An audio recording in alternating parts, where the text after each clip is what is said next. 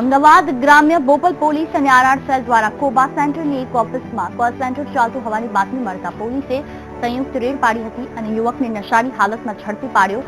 પોલીસે અહીં અન્ય લોકોની પણ ધરપકડ કરી હતી. પોલીસે પ્રાથમિક પૂછપરછમાં વિગતો બહાર આવી છે કે અહીં કોલ સેન્ટર ચલાવવામાં આવતું હતું. જો કે પરંતુ રેડ દરમિયાન કોઈ શંકાસ્પદ વસ્તુઓ ન મળી આવતા પોલીસે કમ્પ્યુટર, રાઉટર અને ડાયરી જપ્ત કરી કાયદેસરની કાર્યવાહી શરૂ કરી છે.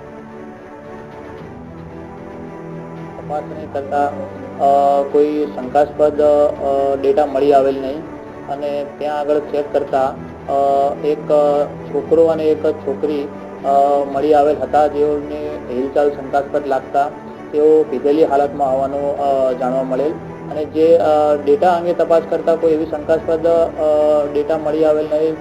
તો પણ તેમ છતાં CRPC 102 મુજબ ત્યાં મળી આવેલ કોમ્પ્યુટર અને લેપટોપ્સને વધુ માહિતી મેળવવા માટે કબજે કરવામાં આવેલ છે અને આગળની કાર્યવાહી હાલમાં ચાલુ છે.